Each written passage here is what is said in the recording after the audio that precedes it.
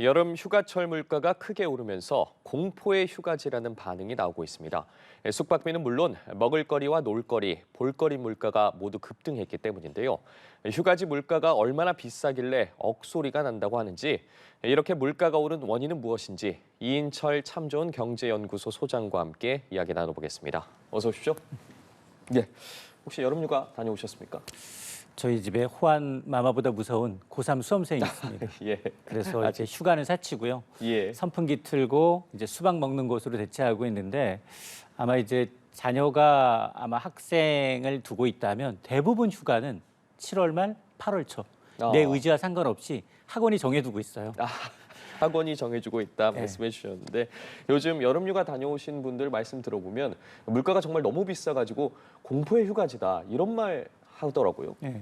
어떻게 휴가 다녀오셨어요? 아니요, 저도 아직 못 갔습니다. 아마 이 기간을 좀 예. 피하셔도 7월과 8월은 아마 휴가 계획하셨던 분들 이미 직접 갔다 오신 분들은 야 정말 내가 이러려고 국내 여행 갔나 차라리 해외로 갈 걸. 예. 이런 마음 이제 고쳐 잡으신 분들이 많고요.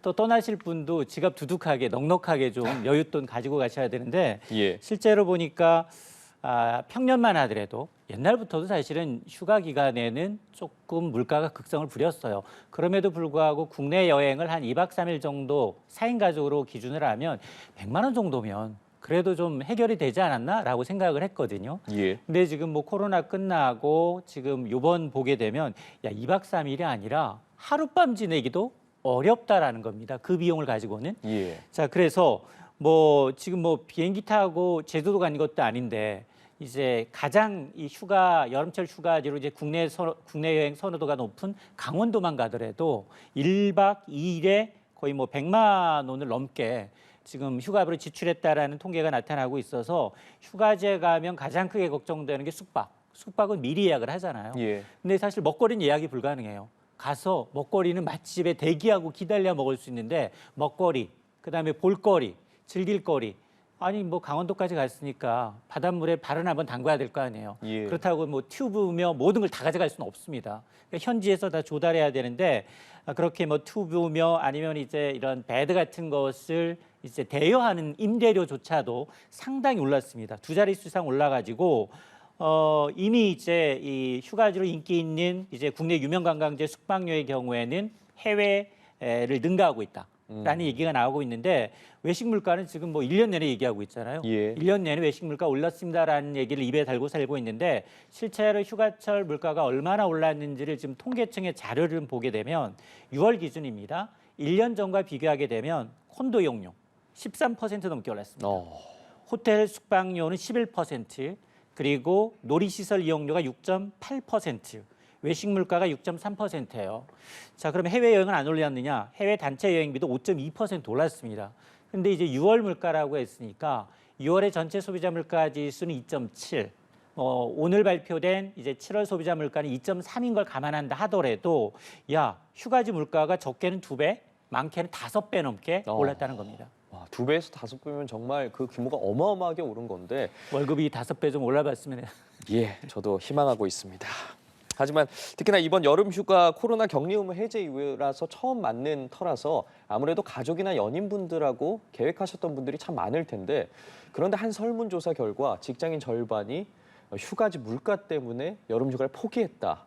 이런 조사 결과가 나왔더라고요. 맞습니다. 이제 여행지 물가가 적게는 2배, 많게는 5배 올랐잖아요. 예. 월급이 그만큼 안 올랐어요. 월급은 물가를 감안하게 되면 마이너스예요.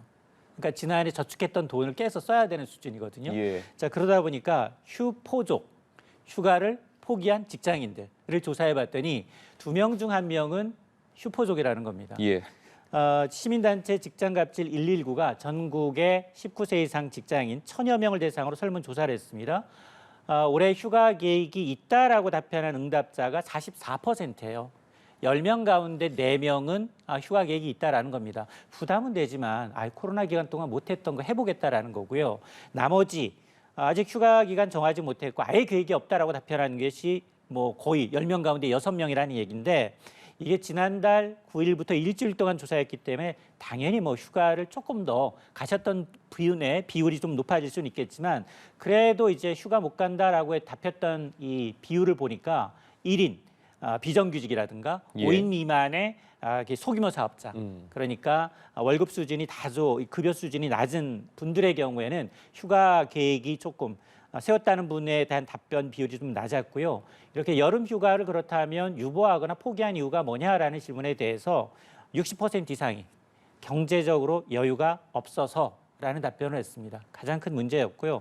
두 번째가 뭐냐?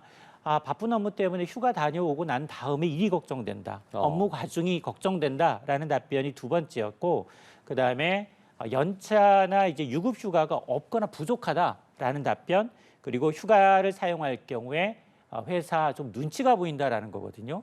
지금 우리가 그동안 뭐 워라밸을 얼마나 이제 강조를 해왔는데 휴가 기간임에도 불구하고 직장인은 영원한 을일 수밖에 없는 이유가 여기에 녹아 있습니다. 예. 앞서도 잠시 언급을 해주셨는데 한 언론 매체가 4인 가족의 휴가비를 뽑아봤더니 하루에 1박에 그러니까 100만 원가량 든다고 하더라고요. 그런데 사실 작년에는 이 정도는 아니었던 것 같거든요. 지난해와 비교했을 때 도대체 어느 정도나 오른 겁니까? 지난해를 기억하시면 사실 우리가 이제 사회적 거리두기 때문에 해외여행은 전혀 못 갔고요. 예. 거의 업무상으로 이제 가는 분을 빼하고는 대부분 제주였어요. 그러니까 제주 물가가 너무 많이 올랐다. 렌트하기도 힘들고 숙소 잡기도 어렵고 외국인 관광객은 줄었지만 국내 내국인이 주중에도 비행기 구하기가 좀 어려웠었거든요. 그러다 보니까 어떤 일이 있었느냐. 항공사에서는 비행기 놀리기 싫으니까 우리가 돌아오는 외국을 그냥 거쳐서 공기만 맞고 오는 예. 그런 이제 비행까지 있었는데 사실은 그 당시에도 이 정도까지는 아니었어요. 근데 지금 보게 되면 비행기는 사치고 그래도 여름 휴가라고 하니까 동해까지는 가보자. 강원도를 가서 진짜 시뮬레이션을 좀 해보니까 1박 2일에 100만 원이 현실이라는 겁니다. 물론 4인 가족 기준이고요. 이게 사실 해수욕장 인근의 펜션의 경우에는 예약도 어려운데 1박에 평균 35만 원. 여기다가 방에 이제 풀을 이제 비치하고 있다. 풀이 있는 경우에는 펜션이 40만 원이 넘어갑니다. 호가가. 여기다가 이제 점심은 그래도 좀 간단하게 소프트하게 먹더라도 저녁은 그래도 동해 갔으니까 회를 먹어줘야 되는데 점심은 간단하게 비빔밥, 물회 정도로 하더라도 4인 가족이니까 거의 8만 원 가까이 나오고요. 그리고 수산시장 갔더니 대게가 너무 비싸니까 수입산 이제 홍게 여기다 회 세트를 시켜봤더니 이것도 한 15만 원. 동해 갔으면 꼭 먹어야 될 간식거리가 있어요. 닭강정 같은 거, 그다음에 옥수수 같은 거. 여기 뭐 튀김이나 꿀빵 같은 야식을 보탰더니 한 끼 식사로만 30만 원이 훌쩍 넘었다는 겁니다. 예. 여기다가 다음날 해수욕장에 가서 튜브도 좀 빌리고 파라솔을 대여했더니 한 7만 원이고요.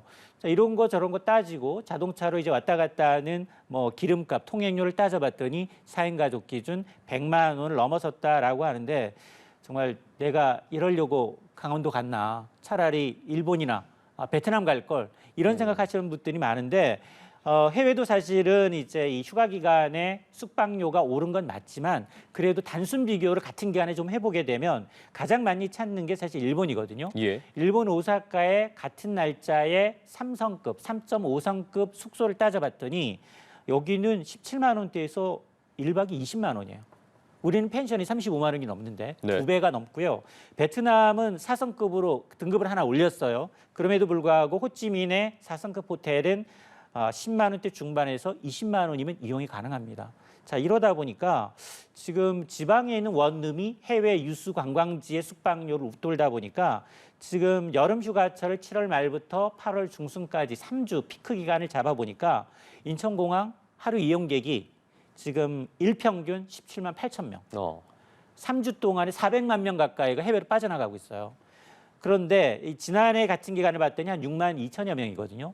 3배 정도 지금 늘어났다라는 얘기인데 이게 사실은 여행 수지 적자의 주범이거든요. 달러가 그렇군요. 예. 빠져나가고 있다는 얘기입니다. 자, 그렇기 때문에 이렇게 휴가지 물가가 너무 비싸다는 분들은 주변에서 그냥 호텔 뷔페로 좀 기분이라도 내보자 이런 분들 많으시거든요. 그런데 이 호텔 뷔페 가격 보고 놀라는 분들 정말 많으셔요. 정말 맞습니다.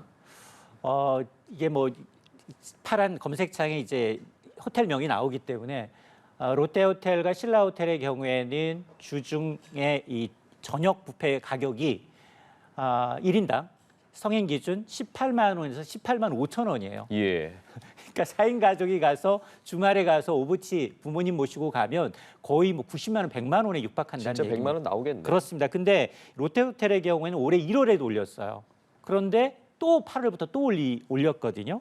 자, 이러다 보니까 물론 이제 호텔이라는 게 이제 특히 서비스 업종이라는 게 그동안은 사실 뭐 인건비부터 시작을 해서 원자재 가격 오른 것이 반영한다는 것도 충분히 이해를 하지만 도가 지나친 게 아니냐라는 거고 상대적으로 이제 호텔은 좀 너무 이제 많이 가짓수가 많으니까 저렴하게 호텔 기분을 낼 수 있는 이른바 과일, 제철 과일, 예. 디저트가 있어요. 이게 브런치 카페가 있는데 이런 디저트 뷔페 가격도 일반 식사 뷔페 가격입니다. 5성급 호텔의 이 브런치 가격이 1인당 13만 9천 원이에요. 또 하나 호텔 가면 꼭 먹어봐야 되는 여름철 필수 망고 빙수가 인기인데요. 예. 아마 인스타들 SNS에 각종 호텔에 이제 망고 이가 있는데 12만 원짜리 망고 빙수가 등장을 했어요. 기본 10만 원이 넘어가네요. 다. 네, 이게 이 단일 품목으로 12만 6천 원인데요. 국내 호텔에서 망고 빙수 하나가 10만 원 넘은 건 올해가 처음이에요. 여기 따져봤더니 지난해 9만 6천 원이었는데 올해 12만 6천 원, 31%나 올랐거든요. 이게 망고의 뭐 원가율을 뭐 얼마인지는 따져보긴 좀 어렵지만 그럼에도 불구하고 예약이 넘쳐나다 보니까 가면 줄 서야 돼요. 예. 그리고 조기 품절됩니다. 그러니까 소비가 굉장히 양극화되고 있다. 우리가 보통 이런 이제 이 디저트 카페가 있잖아요. 디저트 카페에 비슷한 수준의 망고 빙수는 10,000원, 20,000원대로 먹을 수 있거든요. 이게 지금 10만 원대가 넘어감에도 불구하고 여기 조기 품절돼서 못 먹었다는 사람들도 있습니다. 그래서 요즘 다시 등장한 단어가 이 백해플레이션이거든요. 이 휴가와 물가 상승 합성어인데 이 백해플레이션이 또 물가를 자극할 수 있기 때문에 또 걱정이 돼요. 요즘 맞습니다. 안 그래도 사실 폭우로 인해서 이 농산물 가격이 상당히 급등하지 않았습니까? 이 휴가라는 단어의 어원을 찾아보면 바캉스라는 불어에서 시작이 됐어요. 예. 불어로 이제 영어가 되면서 베케이션이라는 휴가와 그리고 이제 인플레이션의 합성어. 그래서 베케플레이션인데요. 휴가지 먹거리가 다 올랐습니다. 숙소 올랐고요. 먹거리, 볼거리, 즐길 거리가 다 오르다 보니까 나타나는 현상인데 물론 이게 우리나라만의 문제는 아닙니다. 전 세계적으로 똑같아요. 프랑스도 마찬가지고요. 마찬가지인데 지금 그동안 이제 코로나 때문에 막혀있던 이제 보복 여행 심리가 전 세계적으로 다 폭발적으로 늘다 보니까 나타나는 현상인 건 맞지만 문제는 우리나라가 유독 더 심하다는 거예요. 예. 특히나 외식 물가는 거의 2년 가까이 한 번도 내리지 않고 오르고 있는 상황이고요. 인기 이 유명 이 관광지 숙소의 경우에는 해외를 앞서서 이제 능가한다라고 얘기를 하고 있는데 실제로 이런 게 지금 보게 되면 이게 서비스가 대폭 개선됐느냐? 그러면서 가격이 좀 올랐다라고 하면 뭐 합리적이다라고 생각할 수 있겠지만 서비스는 그대로예요. 오히려 더 나빠졌다, 기분은 불쾌하다라는 분들이 더 많거든요. 예. 자, 그러다 보니까 해도 좀 너무한다라는 얘기인데 그러다 보니까 실제로 이제 이 국내 여행보다는 이제 해외로 나가는 분들이 점점점 많아지고 있는 게 사실입니다. 예. 그런데 좀 의아한 결과가 나왔어요. 7월 물가 상승률이 2.3%로 25개월 만에 최저치를 기록했거든요. 맞습니다. 그런데 이런 둔화세를 체감하시는 분들은 실제로 많지 않으실 것 같아요. 이게 사실은 이 석유류 가격이 많이 내렸어요. 25% 넘게 1985년 이후 가장 큰 폭으로 내리면서 전체 물가를 끌어내렸어요. 거기다가 기저효과. 지난해 6월 우리나라 물가는 IMF 이후 최악이었어요. 이제 6.3%까지 찍었거든요. 정점을 찍었던데 워낙 높았었기 때문에 상대적으로 낮아 보이는 기저효과에다 그다음에 우리가 우크라이나 전쟁 이후에 치솟던 국제유가, 원자재 가격이 떨어졌기에 나타나는 현상인데 어쨌든 물가 상승률이 2%대로 낮아졌습니다. 우리가 걱정했던 건 폭우 때문이었어요. 예. 상추며 시금치, 채소류 가격이 너무 많이 올랐거든요. 그럼에도 불구하고 이제 석유류 가격이 하락하면서 두 달째 이제 2% 물가를 보게 됐는데 실제로 지금 보게 되면 그 경유 가격이 33% 내렸고요. 휘발유 가격이 22% 내렸습니다. 자, 그러다 보니까 전체 물가 상승률을 석유류가 한 1.5%포인트 가까이 이제 끌어내린 영향이 컸고 다만 우려되는 건 지금 폭우로 인해서 농축산물 가격은 여전히 높습니다. 예. 7% 넘게 올랐는데요. 한 달간의 이제 상승률을 봤더니 상추가 83% 올랐고요. 시금치가 66%, 열무가 55% 올랐습니다.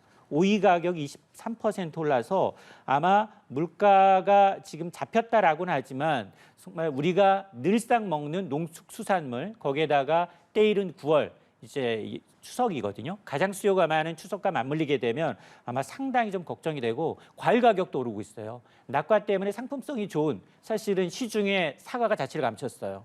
시중에 사과가 자취를 감췄는데 가격도 많이 올랐고 물론 이 햇사과 그래서 아오리가 나오고 있지만 기존의 저장성 사과가 굉장히 상태가 좋지 않기 때문에 예. 9월에 햇사과가 나와서 제상에 오르기 전까지는 상당히 과일부터 채소 먹기는 정말 어려워질 것 같습니다. 예, 지금 많은 분들이 휴가 계획하시는 분들한테도 큰 걱정일 텐데 합리적으로 좀 계획을 하셔야 할 것 같습니다. 지금까지 이인철 참 좋은 경제연구소 소장과 함께 이야기 나눠봤습니다. 말씀 고맙습니다.